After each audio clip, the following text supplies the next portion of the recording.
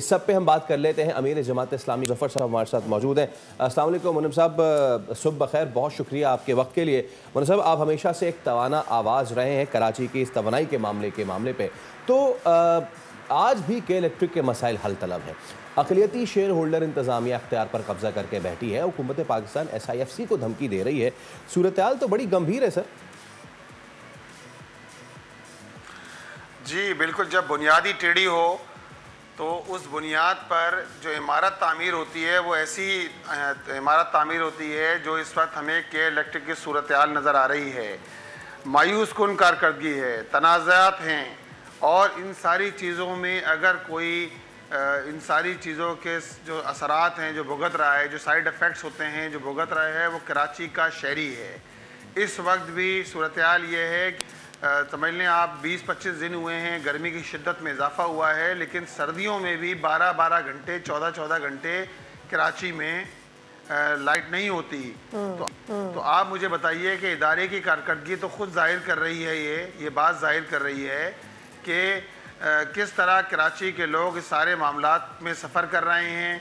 अब बिजली चोरी का मामला हो या फिर बिलों के अंदर जो है वो इजाफी बिलों का भेजा जाना हो, तेज़ मीटर का चलना हो, बात यह है कि के इलेक्ट्रिक की निष्कारी तो इसलिए की गई थी कि इसकी निष्कारी के नतीजे के अंदर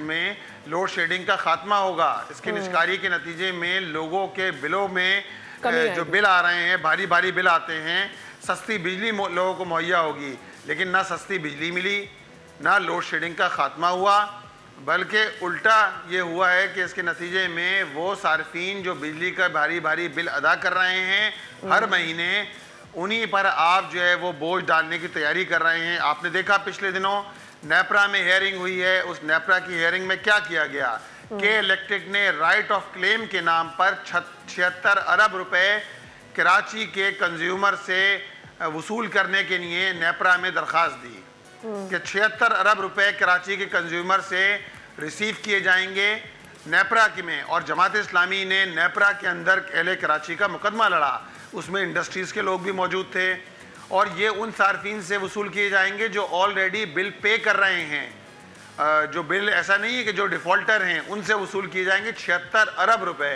अब आप बताइए, ये तो ज़्यादती है ना शहर कराची के लोगों के साथ। तो जो बिजली सस्ती मुहैया की जाना थी, इसी तरह जो लोड शेडिंग का खात्मा होना था, वो सारा एक सुनहरा ख्वाब बनकर रह गया है कराची के लोगों के लिए। हम इस बात का मुतालबा करते हैं कि जो मामला चल रहे हैं एक बैरून मुल्क की कंपनी के दरमियान, बैरून मुल्क और पाकिस्तानी कंपनीज के दरमियान, इसका खात्मा होना चाहिए। जो तनाज़ात चल रहे हैं, इसी तरह गैर कानूनी जो कब्जे की जंग है कि इलेक्ट्रिक के हवाले से उसका खात्मा होना चाहिए। किस तौर से हो सकता है? क्या आपको ये हल, एक तो कोई हल आपके जहन में इसका है, दूसरा ये कि क्या आपको ये महसूस होता है कि यहाँ की मकामी इंतज़ामिया होनी चाहिए जो यहाँ की तमाम तर जो कराची के इस वक्त आवाम हैं उनके मसाइल को भी समझ सकें और उनको रिजॉल्व भी कर सकें? देखिए, इसका तो बेहतरीन हल ये है कि ट्रांसमिशन वो डायरेक्ट NTDC से की जाए। आज भी NTDC से कराची को तकरीबन 1100 मेगावाट बिजली NTDC से कराची को मिलती है। कराची में न्यूक्लियर पावर प्लांट मौजूद है और इसके अंदर इतनी कैपेसिटी है कि अगर इसको बराह रास्त कर दिया जाए तो कराची को कहीं से बिजली लेने की ज़रूरत नहीं है। अब के इलेक्ट्रिक के जो प्लांट हैं वो तो बोसीदा प्लांट हैं। इन प्लांट से अगर आप बिजली लेंगे और बिजली वो भी महंगे दामों, यानी डबल में आपको जो है चार्ज कर रहे हैं, ये प्लांट से जो बिजली पैदा की जा रही है 40-40 साल पुराने बोसीदा प्लांट हैं कि जिनसे कराची के लोगों को बिजली दी जा रही है।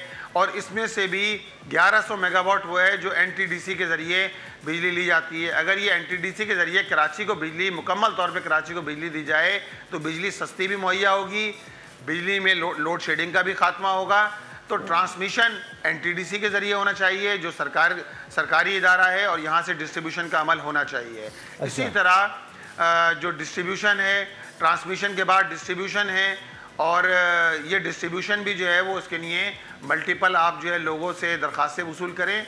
मल्टीपल ऑप्शंस होना चाहिए। के इलेक्ट्रिक की क्यों, सिर्फ और भी ऑप्शंस मौजूद हैं आपके पास, तो आप उनको इन्वाइट कीजिए ताकि कराची के लोगों को सस्ती बिजली मुहैया हो सके और लोड शेडिंग का खात्मा हो सके। जहाँ तक इस बात का ताल्लुक है के इलेक्ट्रिक तो नाकाम तरीन इदारा है। के इलेक्ट्रिक तो कराची के लोगों पर बोझ बन गया है। के इलेक्ट्रिक ने कराची के लोगों को अजियत में मुब्तला किया है। अब आप देखिए ना, इस वक्त 9-10 के पेपर चल रहे हैं। बिल्कुल, और इसमें यकीनन सबसे अहम मसला ये कि जो इंतजामी मामला जब तक एक इदारे के ठीक नहीं होंगे, इंतजामी मामलात पे इस वक्त सारे निज़ाम। अब प्रॉब्लम यह है कि आप इस पे हमेशा चिल्लाते रहे कि भाई दुनिया बदल रही, अपग्रेडेशन होने की ज़रूरत है। अकॉर्डिंग टू द रिपोर्ट, तरसीली निज़ाम की बेहतरी के लिए $2 अरब के मंसूबे की मंजूरी दे दी गई। कोर्ट ने इसकी मंजूरी दे दी, लेकिन वो $2 अरब की अपग्रेडेशन होगी कैसे, वो आएंगे कहां से? क्योंकि कोई भी सरमायाकार इसमें इन्वेस्ट करने के लिए तैयार नहीं है, क्योंकि अभी के जो स्टॉक प्राइस इस वक्त के इलेक्ट्रिक का है वो 4.22 चल रहा है। कहां पे इसका शेयर होता है? एक तरह की एक मोनोपोली इन्होंने कायम की हुई है। ये ईस्ट इंडिया कंपनी बने हुए हैं। ये कराची के लोगों की पे भारी भारी बिलों का बोझ डाल रहे हैं। और जब देखें मामलात इस तरह के हों कि एक तरफ कानूनी तनाज़ात चल रहे हों, कब्ज़े की जंग चल रही हो, तो भाई कोई इदारा है ना, नेपरा भी, हुकूमत भी कोई है ना, कहीं वफाकी हुकूमत कहीं मौजूद है या नहीं है? ये शहर कराची है कहीं कंसिडर होता है नहीं होता? पूरे पाकिस्तान में मुस्लिम लीग नून को, पीपल्स पार्टी वफाक का हिस्सा है, नून वफाक का हिस्सा है, MQM वफाक का हिस्सा है।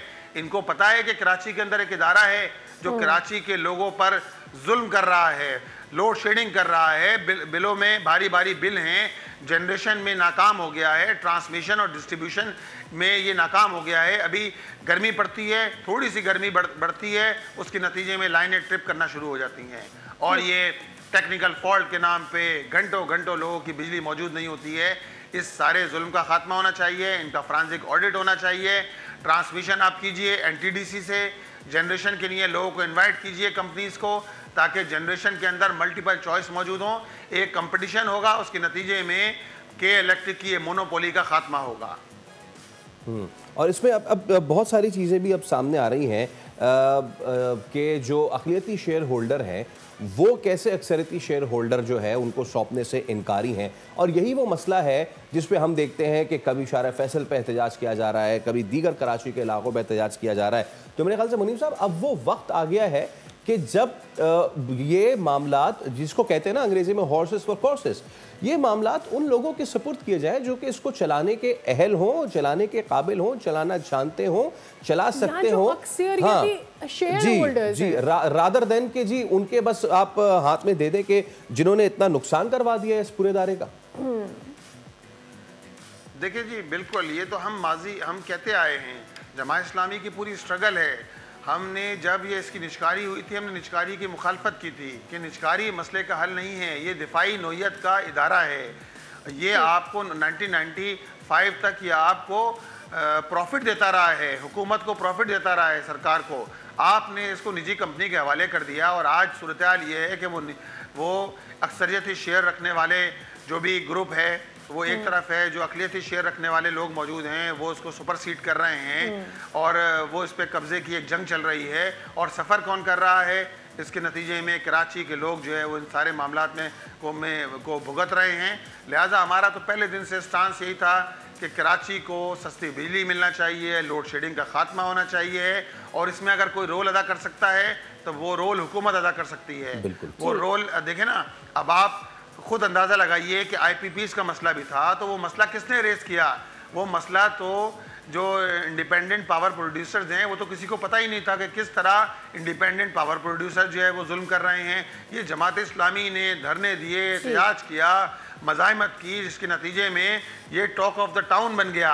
यही लोग कहते थे कि ये मसाइल हल नहीं हो सकते, हम बात नहीं कर सकते, इन मौज़ूआत पे बात नहीं हो सकती। आज वही IPPs हैं, वही के इलेक्ट्रिक है और इस पे बात बात होते रहना बहुत ज़्यादा ज़रूरी है और आवाज़ उठाते रहना बहुत ज़रूरी है। मुनीब साहब, बहुत शुक्रिया। सब्सक्राइब करें और बेल दबाएं ताकि कोई खबर रह न जाए।